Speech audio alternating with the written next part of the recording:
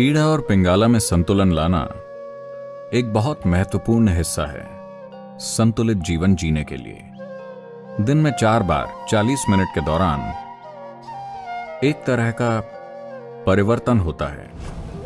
इन्हें संध्या काल या संध्या कहते हैं, क्योंकि इस समय ईड़ा और पिंगला में संतुलन बहुत तेजी से बदलता है।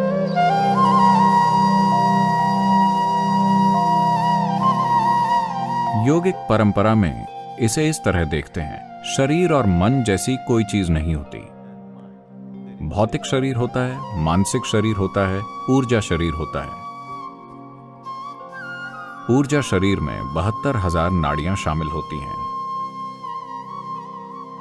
जब हम नाड़ी कहते हैं तो इसका मतलब है एक चैनल या रास्ता।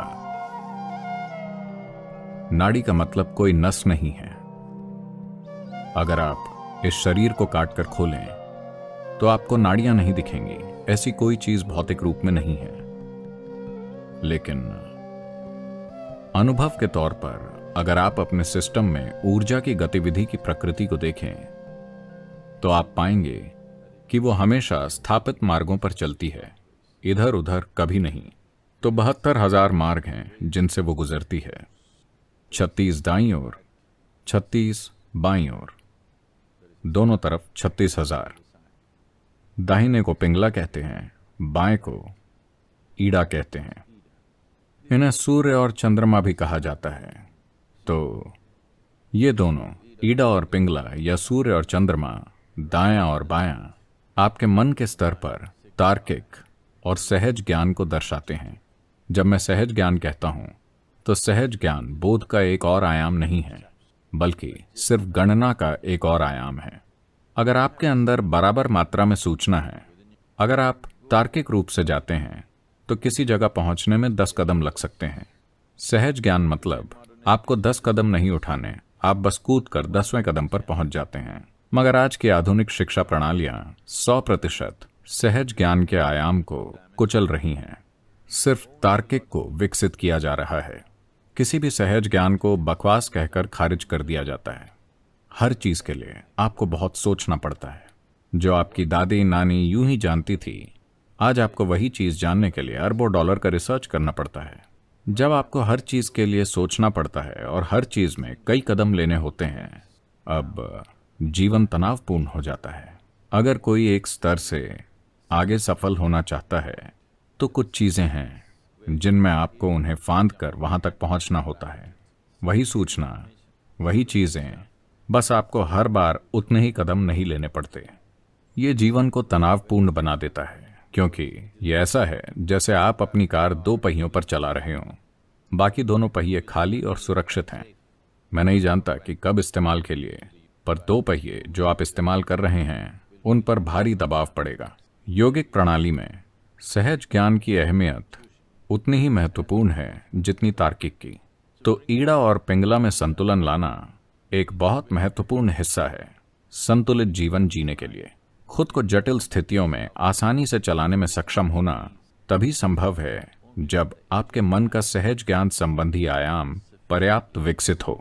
वरना छोटी चीजें आपको परेशान कर देंगी, क्योंकि हर चीज के लिए कई कदम हैं। यहां हम कुछ चीजें करेंगे ताकि ईड़ा और पिंगला में संतुलन ला सकें, जिससे आपको अनुभव के तौर पर इसकी एक समझ मिल सके। अगर आप अपनी तर्जनी उंगली को अपने नथुनों के नीचे रखते हैं और धीरे धीरे सांस छोड़ते हैं, देखिए कि किस नथुने में अभी सांस प्रबल है। कितनों का दाहिना है, बायां? ठीक है, यह दायां होता है या बायां? सिर्फ 2 बैरल हैं। अगर 25 होते तो यह कितना जटिल होता। अगर आप दिन भर के दौरान खुद पर गौर करें तो आपने ध्यान दिया होगा कि लगभग 40 से 48 मिनट के बीच सांस की प्रबलता दाएं से बाएं और बाएं से दाहिने की तरफ बदलती है। क्या आपने कभी इस पर ध्यान दिया है? यह इसलिए होता है क्योंकि सिस्टम के भीतर ऊर्जा या प्राण की प्रबलता, जो शरीर की जीवन शक्ति है, वो पिंगला से ईड़ा और ईड़ा से पिंगला में बदलती रहती है।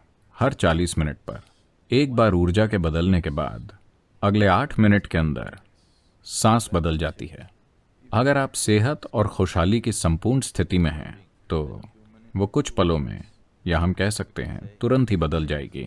ये परिवर्तन हर 40 मिनट में होता है, पर दिन के कुछ समय के दौरान, जिन्हें ट्वाइलाइट जोन कहा जाता है, जिसका मतलब है संध्या काल, सूर्योदय से 20 मिनट पहले, सूर्योदय के 20 मिनट बाद, ओ ठीक है सदगुरु, अगर कोई दूसरा समय है तो बताइए, दोपहर से 20 मिनट पहले, दोपहर के 20 मिनट बाद,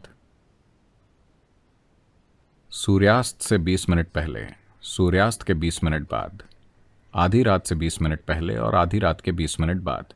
40 मिनट के दौरान दिन में 4 बार एक तरह का परिवर्तन होता है। इन्हें ट्वाइलाइट जोन या संध्या कहते हैं, क्योंकि इस समय ईडा और पिंगला में संतुलन बहुत तेजी से बदलता है। क्योंकि वो आपके अंदर तेजी से बदल रहा है, इस समय उसमें संतुलन लाना बहुत आसान है। एक हद तक दुनिया में लगभग हर कहीं किसी भी आध्यात्मिक प्रक्रिया या साधना का मतलब है सुबह शाम। संध्या आध्यात्मिक साधना का पर्याय बन गई है। वो समय कई साधनाओं का पर्याय हो गया है। तो ईडा और पिंगला में संतुलन लाना एक इंसान के संतुलित विकास के लिए महत्वपूर्ण है। आप वाकई अपने अंदर आराम तभी महसूस करते हैं जब आप किसी रूप में संतुलित होते हैं। जब किसी तरह का असंतुलन होता है तो परेशानी होती है ना? हाँ, जब आप किसी तरह का असंतुलन महसूस करते हैं तो परेशानी होती है। सिर्फ जब आप एक खास संतुलन पा लेते हैं तभी आप वाकई आराम महसूस करते हैं। तो आराम कभी इससे तय नहीं होता कि आप किस पर बैठे हैं या कहाँ हैं। आराम इससे तय होता है कि आप अपने अंदर कितने संतुलित हैं। ये मूलभूत आराम जो हर इंसान में होना चाहिए, दुर्भाग्य से कई सारे लोग उससे वंचित हैं। एक जगह पूरी सहजता से सिर्फ बैठना अभी अधिकांश लोगों के साथ नहीं हो पाता है ना? बस आराम से बैठना पूरी सहजता से, ये नहीं होता। तो जब ईज यानी आराम नहीं है तो ये डिसीज है। चाहे आपने मेडिकल जांच कराई हो या नहीं, ये एक बीमारी है। अगर परेशानी एक समय के बाद जारी रहती है तो वो खुद को शरीर में एक खराबी के रूप में व्यक्त करेगी, जो किसी तरह के रोग के रूप में दिखाई देती है।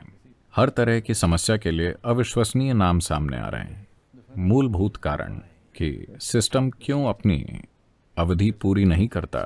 इसे अपनी अवधि पूरी करने के लिए डिजाइन किया है, पर यह अपनी अवधि पूरी नहीं कर रहा क्योंकि हम इसे असंतुलन के अलग अलग स्तरों पर रखते हैं। आप अपनी कार हर समय बस 2 पहियों पर चलाते हैं तो कुछ ना कुछ खराब होगा। इसी तरह पूरे सिस्टम को ठीक से नहीं रखा जा रहा है। सिस्टम में पर्याप्त संतुलन नहीं है। केवल जब आप संतुलन में होते हैं तभी आराम होता है, वरना कोई आराम नहीं होता। कोई व्यक्ति आराम नहीं जान पाएगा जब तक कि वो अपने अंदर थोड़ा बहुत संतुलन न जानता हो। केवल जब आप संतुलित होते हैं तभी आप स्थिर हो सकते हैं। और लोग बीमार हैं। इंसान सिर्फ इसलिए बीमार हैं क्योंकि वो नहीं जानते कि स्थिर कैसे रहें। स्थिरता तब तक नहीं आएगी जब तक पर्याप्त संतुलन ना हो। केवल जब आप पूरी तरह संतुलित होते हैं आप अपने भीतर स्थिर हो सकते हैं, वरना ऐसा नहीं होगा।